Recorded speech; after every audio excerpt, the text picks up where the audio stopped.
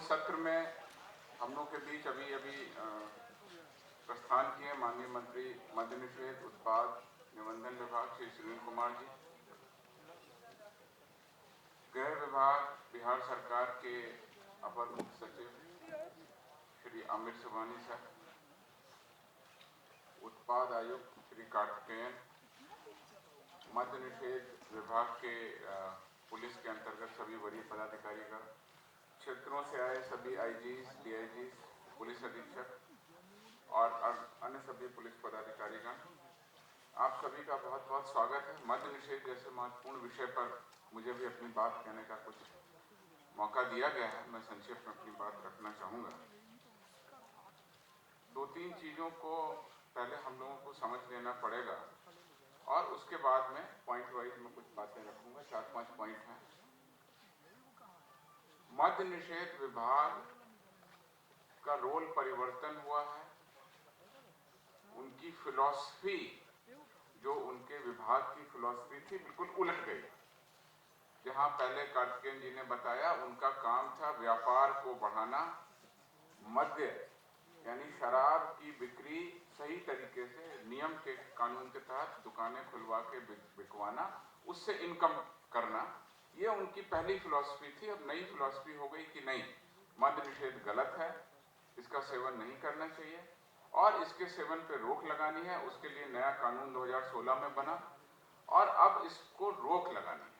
तो एक तरह से इनके रोल का कंप्लीट यू टर्न हुआ और इस यू टर्न में विभाग को किस तरीके से परिवर्तन करना है, क्या चैलेंजेस हैं, वो आप समझ रहे हैं और उस पर काफी काम हुआ।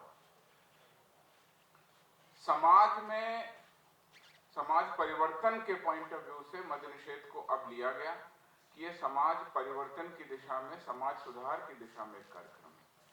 पुलिस पदाधिकारियों के लिए ये दोनों विषय नए हैं, लेकिन पुलिस पदाधिकारियों के लिए एक विषय सबसे जरूरी रहा है जब से पुलिस बनी है, वो ये कि शराब के सेवन से अपराध बढ़ता है और hardcore policing, crime control, law and order management, procession जुलूस में सांप्रदायिक तनाव या सामाजिक सौहार्द, लैंड डिस्प्यूट में न बिगड़े, कोर पुलिसिंग जो है, उसके लिए भी ये जरूरी है कि लोग शराब का सेवन न करें। तो जो बड़ी बातें समाज सुधार की और बाकी चीजें हैं, उससे इत्तेफाक आप रखते हैं, रखना चाहिए। लेकिन अगर नहीं है, हार्डकोर पुलिसिंग की बात करते हैं, तो भी शराब के सेवन में जीरो टॉलरेंस आपका एक कॉन्सेप्चुअली क्लियर मुद्दा होना चाहिए पुलिसिंग के लिए। ट्रैफिक एक्सीडेंट्स, आज सुबह अभी 6 लोगों की डेथ हुई। मैं थोड़ा उसके रिपोर्ट लेने में व्यस्त था। कटिहार में कोशी ब्रिज पर ट्रक और स्कॉर्पियो के बीच अभी हुआ और 6 लोगों की दर्दनाक मौत हो गई। अभी पता नहीं कि कोई शराब का सेवन किया था कि नहीं, लेकिन ये एक बहुत बड़े मुद्दे हार्डकोर पुलिसिंग के लिए हम लोग के बीच रहते हैं। सभी पुलिस पदाधिकारी हम लोग के बीच उपस्थित हैं। मैं केवल एक ही बात कहना चाहूंगा, हार्डकोर पुलिसिंग के जो हमारे गोल हैं वो तब तक अचीव नहीं होंगे जब तक समाज में शराब का सेवन होता है। धार्मिक कारण, सामाजिक कारण, फिलोसफिकल कारण अलग हैं शराब को रोकने के लिए। पुलिसिंग के पॉइंट ऑफ व्यू से आप इस पर ध्यान दीजिए। 3-4 चीजें मैं कहना चाहूंगा कहां पे आपको ध्यान देने की जरूरत है। कार्तिकेयन जी ने कहा कि डेटाबेस बना हुआ है पुराने शराब के व्यवसाय से जुड़े हुए व्यवसायियों का। उच्च स्तरीय बैठकों में लगातार हम लोगों को निर्देश मिलता रहता है कि उनके जीवन शैली की पुनः समीक्षा की जाए और मैं ये बात पुलिस अधीक्षकों को और उनके अधीनस्थ लोग जो यहाँ उपस्थित हैं उनसे कहना चाहूंगा कि आप जिले में, आपके यहाँ जो पुराने शराब के व्यवसाय से जुड़े हुए लोग थे, जो लाइसेंसी थे, दुकानदार थे, उनकी लिस्ट ले लें। लिस्ट लेने के बाद उनको वेरीफाई करें। वेरीफाई क्या करना है? उनका पहले का जीवन स्तर क्या था, पहले की उनकी इनकम क्या थी, पहले उनके उस दुकान में कितने लोग काम करते थे, अभी उनकी दुकान का क्या हुआ, वह जीवन स्तर किस लेवल से चला रहे हैं, उनकी इनकम का स्रोत क्या है। मेरी आसूचना ये है कि बहुत सारे लोगों ने अपना व्यवसाय बदल दिया। बहुत सारे लोग बिहार छोड़ के अन्य राज्यों में शराब का ही काम करने लगे और तीसरे ऐसे लोग हैं इन धंधेबाजों में जो अभी भी लुका छिपी शराब के illegal delivery, illegal management, illegal storage और डिस्ट्रीब्यूशन नेटवर्क का हिस्सा हैं। ये जो दो कैटेगरी है जिन्होंने अपना जीवन यापन बदल लिया वो ठीक है, लेकिन या तो वो बिहार में ही रह के इलीगल कर रहे हैं, उस पर बहुत तीखी नजर से आपको कार्रवाई करने की जरूरत है, या जो बिहार का व्यवसायी है हरियाणा में जाके उसने दुकान खोल ली किसी के थ्रू, और ये दुकानें जब खोली जाती हैं तो उसमें सामाजिक और राजनीतिक प्रभाव का भी उपयोग किया जाता है। उसने जरूर किसी न किसी वहां के लोकल प्रभावशाली व्यक्ति के साथ टैगिंग किया होगा, कुछ फंडिंग किया होगा, उसको दुकान को लेने में 50-50 का पार्टनर बना होगा और वहां पे भी उसने दुकानें खोल दी। तो वही लोग यहाँ पंपिंग तो नहीं कर रहे हैं। ऐसे दो कैटेगरी के लोगों पे मैं रिक्वेस्ट करूंगा सभी एसपी साहब लोग ध्यान दें, और कार्तिकेयन जी हैं उनको भी मैं चाहूंगा कि क्लोज इस पे आपको नजर रखनी पड़ेगी कि आखिरकार पुराने व्यवसायी क्या कर रहे हैं, और वो इसलिए कि बहुत स्पेशलाइज्ड काम है शराब का। जैसे कि रेलवे में कहा जाता है कि रेलवे क्रिमिनल बहुत स्पेशलाइज्ड होते हैं, वो चलती ट्रेन में रुकना उतरना, कौन से आउटर पे ट्रेन कितने दिन रुकती है, कौन सी सिग्नल से क्या पता चलता है, किस बोगी में टीटी है किस में नहीं, that is something like specialised trick of the trade. शराब के धंधे में भी जो पुराने व्यवसायी थे, जो लाइसेंसी थे, वो एक्सपर्टीज है, और वो एक्सपर्टीज अब कहीं हम लोगों के मद्य निषेध के जो गोल हैं उनको वो प्रभावित तो नहीं करे। इस पर बहुत ही कड़ी नजर देने की जरूरत है। तो पहली रिक्वेस्ट मेरी ये होगी कि पुराने धंधेबाजों को इसमें आप कंप्लीट एनालिसिस करें। मेरी ये जानकारी है कि धंधेबाज मान लीजिए कोई एक्स थे, उनकी दुकान में काम करने वाले 15-20 लोग थे, उन 15-20 लोगों में से ही कोई 1-2 आदमी को अब किसी डिलीवरी काम में लगाया जा रहा है। तो न केवल धंधेबाज बल्कि उनके धंधे के पहले जो उनकी दुकानों में काम करने वाले उनके सहयोगी, उनके मैनेजर, उनके मुंशी जो लोग थे, उनको आज की डेट में वेरीफाई करें। आपको निश्चित रूप से सही जगह पर सूचना मिलेगी। दूसरी महत्वपूर्ण बात मैं कहना चाहूंगा, पुराने धंधेबाजों का verification was the first. Second है ग्रामीण स्तर पर, पंचायत स्तर पर चुने हुए जनप्रतिनिधियों की भूमिका, रोल और कैसे हम उनको उपयोग कर सकते हैं। मुखिया, वार्ड सदस्य, सरपंच हमारी ग्रामीण लोकतंत्र के अभिन्न अंग बन चुके हैं। अभी हाल में अप्रैल में चुनाव भी होने वाले हैं। उनको और पंचायती राज व्यवस्था के जो विभागीय लोग हैं उनके साथ मिलकर किस तरीके से हम उनको सूचना लेने में एक्टिव कर सकते हैं, इस पर विभाग को विचार करने की जरूरत होगी। मेरी रिक्वेस्ट ये होगी कार्तिकेयन जी को कि पंचायती राज विभाग और मुखिया लोगों के साथ में सीआरपीसी में प्रोविजन स्पष्ट है। सीआरपीसी में उनको, जहां तक मुझे स्मरण है, न केवल एक्सीडेंटल डेथ या किसी का जन्म मृत्यु प्रमाण पत्र या जो भी चीजें हैं, मुखिया को बहुत सारी सूचनाएं बाई सीआरपीसी देना। उसमें अवैध शराब और अवैध शराब तो वर्ड नहीं है, उसे मादक द्रव्य है तो दैट विल कवर, उसकी सूचना उनको बाई लॉ देना है। उस प्राविधान का उपयोग करें, उनको अवेयर करें, क्योंकि वो समाज में रहते हैं, और जब तक शराब या मद्य निषेध को समाज में रहने वाले हमारे जो लोअर लेवल के लीडर्स हैं, वार्ड सदस्य, मुखिया, सरपंच, उनसे जोड़ के हम नहीं देखेंगे तो हम कहीं और काम कर रहे हैं, समाज कहीं और जा रहा है। इस पर भी हम लोगों को एक सुदृढ़ व्यवस्था करनी पड़ेगी, थाना के माध्यम से, पंचायती राज विभाग और उत्पाद विभाग और जिला प्रशासन जिसमें डीएम एसपी शामिल है, डीडीसी हैं जो उनको कई सारी योजनाओं में फंड देते हैं, कैसे इनकी टीम बने और कैसे इन पर से रोक लगे, इस पर भी विचार करने की जरूरत होगी। तीसरा मुद्दा रहेगा युवा। मेरे हिसाब से पुलिसिंग के बहुत सारे चैलेंजेस में युवाओं के साथ कनेक्ट होना पुलिस अधीक्षकों का बहुत जरूरी है। शराब का व्यवसाय हो, उसमें डिलीवरी होने की बात है तो युवा लड़के और कुछ मामलों में लड़कियों की भी सूचनाएं आ रही हैं, केसेस दर्ज हुए हैं। स्कूटी पर, स्कूल बैग में, पढ़ने के नाम पर, इधर उधर आने के नाम पर, लॉज में रहने वाले बच्चे, परीक्षाओं के लिए बैग ले जाने वाले बच्चे भी इसमें कुछ कुछ शामिल हो रहे हैं। साइबर क्राइम की बात करें, उसमें भी युवा लड़के सामने आ रहे हैं, युवा लड़के ही गड़बड़ कर रहे हैं। कोई और लॉ एंड ऑर्डर की प्रॉब्लम हो समाज में, उसमें भी युवा लोग आ रहे हैं। I would say next policing challenges for all of us is how to connect with the youth.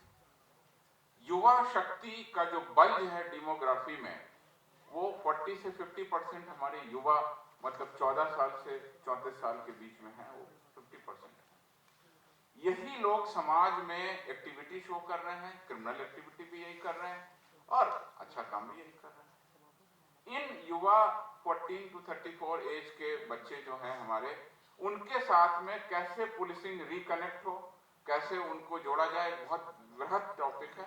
मैं केवल इंडिकेट करना चाह रहा हूं पुलिस अधीक्षकों को।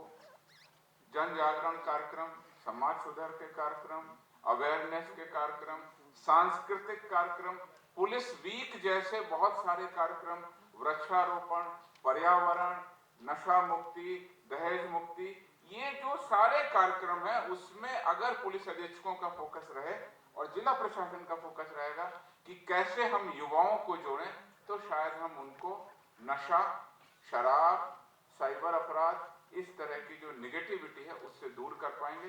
This remains a bigger challenge and I would request all the SPs and senior officers sitting here to formulate their district level, sub division level, police station level, panchayat level, चौकीदार के circle level पर इस तरह के कार्यक्रमों की एक साल भर की योजना बना दें।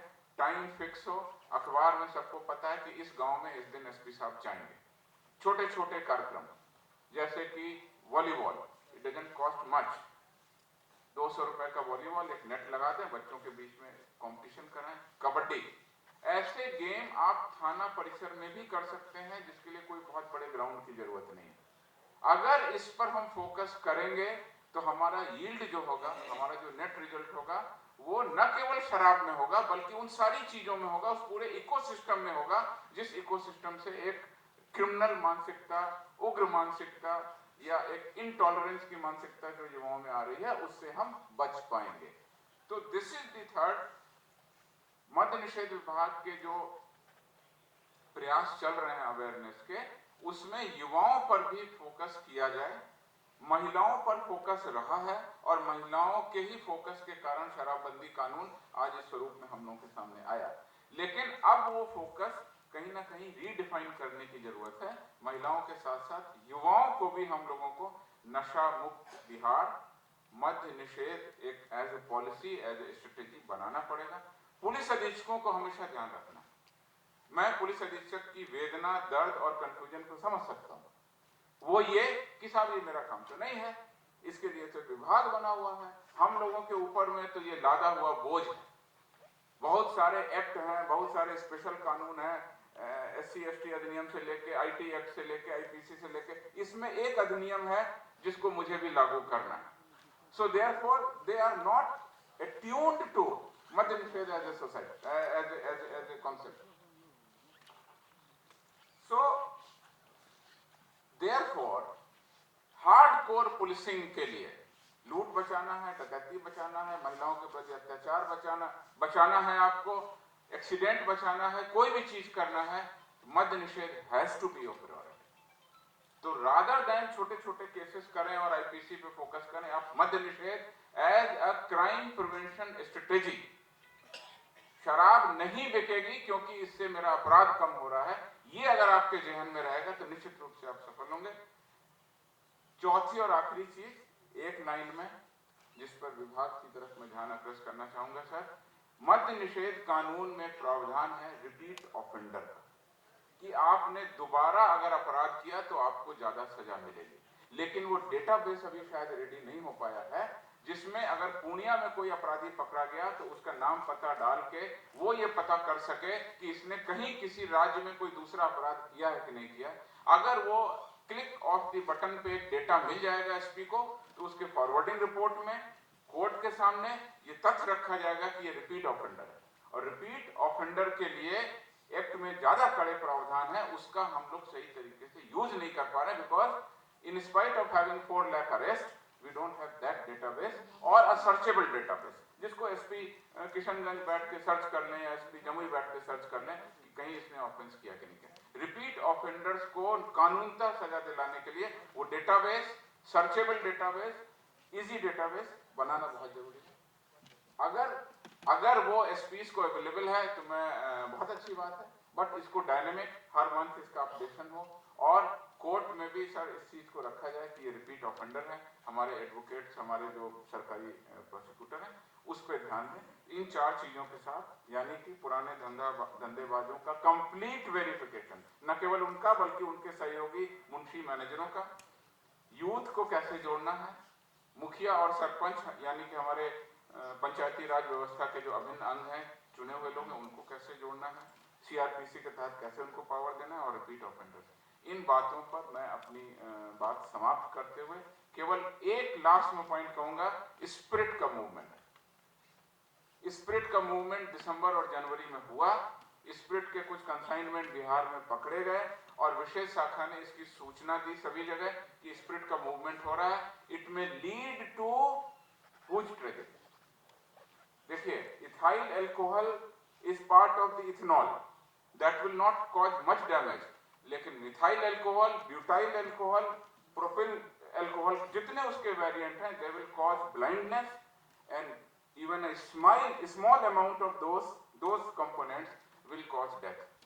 तो ये एक बहुत बड़ा समस्या हो रही है आपके जिलों में।